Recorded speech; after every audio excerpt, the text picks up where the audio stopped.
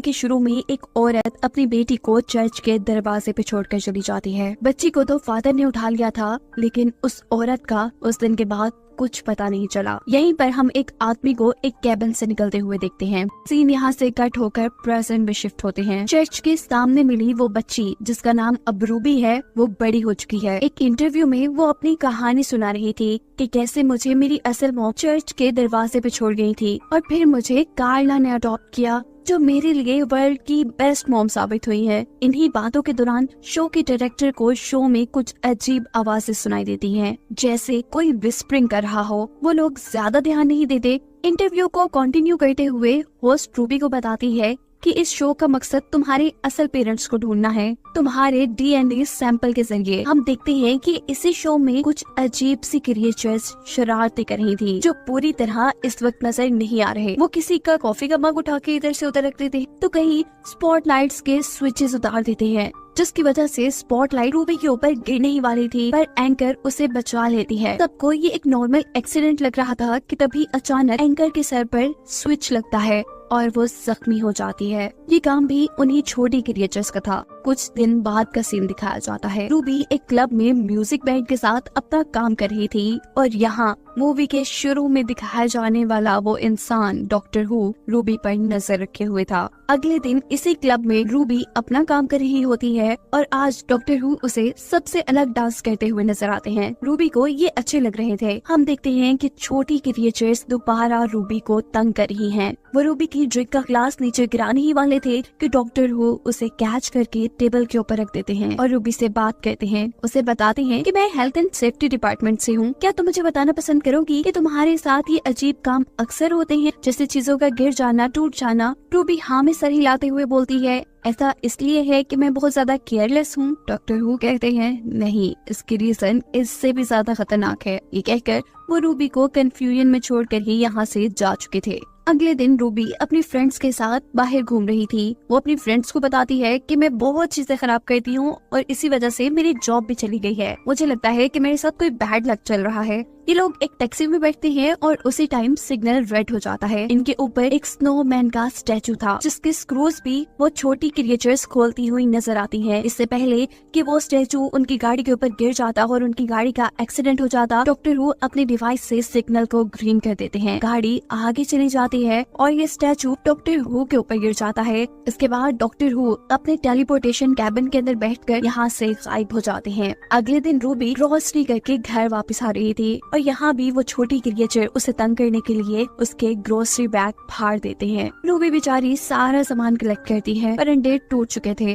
वो घर आकर ये सब अपनी मॉम को बताती है। उसकी मॉम बहुत खुशी से उसे बताती है कि हमारे घर आज एक नया बेबी आने वाला है। वो भी एक्साइटेड हो जाती है क्योंकि आज उसका भी बर्थडे था। रूबी की मॉम कार्ला, जिसने उसे पाला था, वो एक ऑर्फनेज चलाती थी, लेकिन रूबी को उसने अपनी बेटी की तरह पाला था। अपने घर पर वो अपने घर आने वाली इस छोटी बच्ची की जिम्मेदारी रूबी को देकर खुद घर से बाहर चली जाती है। और तभी रूबी को उस एंकर की कॉल आती है, जो मूवी के स्टार्ट में रूबी का इंटरव्यू ले रही थी। वो रूबी को बताती है कि तुम्हारे डीएनए के जरिए पूरी दुनिया से तुम्हारे असल मॉम डैड का पता नहीं चला। साथ ही वो रूबी से ये पूछ रही थी कि तुम्हारे साथ उस दिन के बाद से कुछ बुरा तो नहीं हुआ। मेरे साथ तो बहुत चीजें बुरी हुई, मेरे काफी एक्सीडेंट हुए, मैं बोर्ड से गिर गई। वो अभी भी बहुत ज्यादा इंजर्ड थी। वो अभी यही सब बातें बता रही थी कि अचानक उनके पास रखा क्रिसमस ट्री भी उनके ऊपर ही गिर जाता है और कॉल कट हो जाती है। रूबी को बेबी के रूम में रखे फोन के अंदर से कुछ आवाजें आती हैं, जैसे कोई उसे बर्थडे विश कर रहा हो। वो जल्दी से बेबी के रूम में जाती है और परेशान हो जाती है क्योंकि वहाँ दो बेबी थी ही नहीं। वो बेड के नीचे देखती है तो वहाँ उनका कैमरा रखा था। उनके कैमरे से एक पिक्चर ली गई थी जिसके अंदर हमें उस छोटी क्रिएचर का फेस नजर आ रहा था। रूबी उन क्रिएचर को ऊपर से जाते हुए भी देख लेती है और उसका पीछा करती है, जहाँ वो क्रिएचर बेबी को एक बास्केट में डालकर आसमान की तरफ ले जा रहे थे।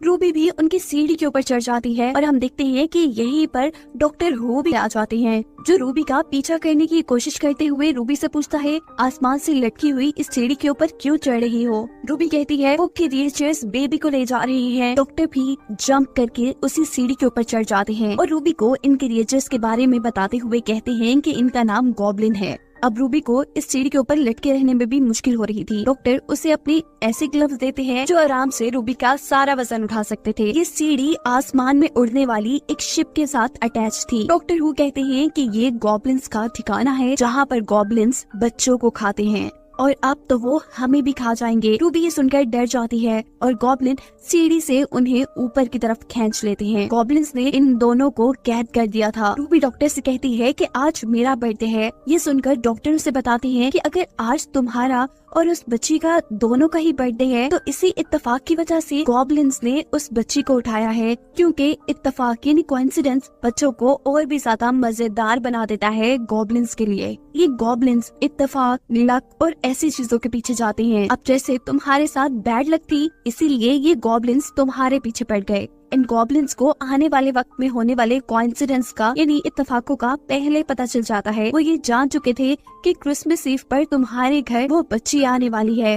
रूबी सवाल करती है कि आपको इतना सब कुछ कैसे पता? डॉक्टर कहते हैं कि ये सब मैंने अभी मालूम किया है। डॉक्टर हु ने इस टाइम अपने आप को भी छुड़वा लिया था, साथ ही रूबी को भी। वो यहाँ अपने गैजेट्स की मदद से इन दरवाजों को खोलने की कोशिश करते हैं, पर यहाँ पे कुछ भी मेटालिक नहीं था और उनकी डिवाइसेस मेटल्स पे काम करती थी। वो अब अपना दिमाग लगाते हैं और एक रस्सी को जोर से खींचते हैं और ऐसे ये लोग इस कैद से आजाद हो गए हैं। रूबी ने डॉक्टर को बताया था कि वो 2 बच्चे पैदा हुई थी और अब डॉक्टर के मुताबिक गॉब्लिन्स 2 बच्चे ही इस बच्ची को खाने वाले थे। ये लोग एक टनल के जरिए उस बच्ची को बचाने के रास्ते में थे और तभी उन्हें एक बेल की आवाज सुनाई देती है। 2 बजने में भी सिर्फ 3 मिनट रह गए थे।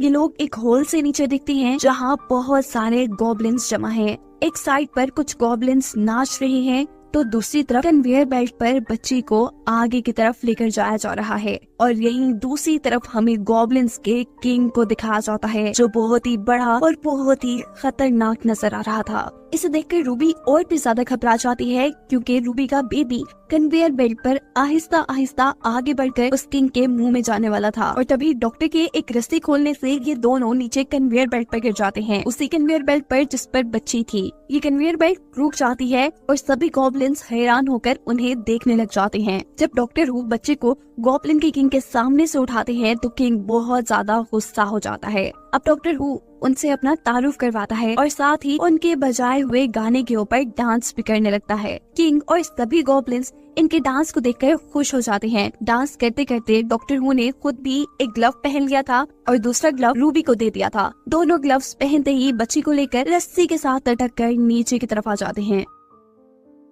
गॉब्लिन किंग इन दोनों को यहाँ से भागता देखकर बहुत ज्यादा गुस्से में आ चुका था, जबकि ये दोनों तो अपने घर पहुंच चुके थे। यहाँ डॉक्टर हु रूबी से अपना ग्लव्स वापस ले लेते हैं क्योंकि उनकी चार्जिंग बहुत कम रह गई थी। रूबी ये सारी स्टोरी अपनी मॉम को बताने वाली थी और डॉक्टर हु उसे ऐसा करने से मना कर देते हैं। रूबी जो कि अभी भी डरी हुई थी, उसे लग रहा था कि गॉब्लिन्स अपना बदला लेने के लिए यहाँ पर जरूर आएंगे। डॉक्टर हु रूबी से घर के सारे स्विचेस को चेक करने को कहता है क्योंकि गॉब्लिन्स कुछ भी करते थे तो इस दुनिया में वो एक हादसा लगता था। डॉक्टर हु को लग रहा था कि गॉब्लिन्स यहाँ किसी किस्म का शॉर्ट सर्किट करवा देंगे। इस सब के बाद रूबी अपनी मॉम को बताती है कि उसके असल मॉम डैड का कोई ट्रेस इस दुनिया में नहीं मिला। ये सुनकर कार्ला खुश हो जाती है और कहती है ये तो अच्छा हुआ ना, क्योंकि मैं तुम्हें किसी के साथ शेयर नहीं कर सकती। उनकी बातें सुनकर डॉक्टर कहते हैं कि मैं भी एक अडॉप्टेड चाइल्ड हूँ। Wow coincidence. ये जैसे ये लफ्ज कार्ला के मुंह से निकलते हैं तो डॉक्टर हु उन्हें ये लफ्ज बोलने से मना कर देता है क्योंकि जैसा हमें पता है कि गॉब्लिन्स कोइंसिडेंस के पीछे आते हैं तो यहाँ भी आ सकते थे, पर इस मर्तबा तो खुद भी डॉक्टर के मुंह से 2-3 मर्तबा कोइंसिडेंस का लफ्ज निकल गया था। ऐसा करते ही अचानक उनका घर टूटने लग जाता है। घर की छत में एक दरार आ जाती है और उनका फ्लैट आधा आधा बढ़ जाता है। डॉक्टर पूरे घर को चेक करते हैं और कहते हैं कि थैंक गॉड ये चले गए। ये शायद उनका गुड बाय गिफ्ट था क्योंकि बेबी भी यहाँ पर सही सलामत थी। यहाँ तक के गॉब्लिन अपनी पिक्चर में से भी गायब हो गए थे। डॉक्टर इन सभी चीजों से तब तक खुश थे जब तक उन्हें ये नहीं पता था कि रूबी भी उनके घर से गायब है। बात सिर्फ यही खत्म नहीं हुई थी। रूबी सिर्फ उनके घर से गायब नहीं थी, वो अपनी मॉम की यादों से इस दुनिया से हर तरह से गायब हो चुकी थी।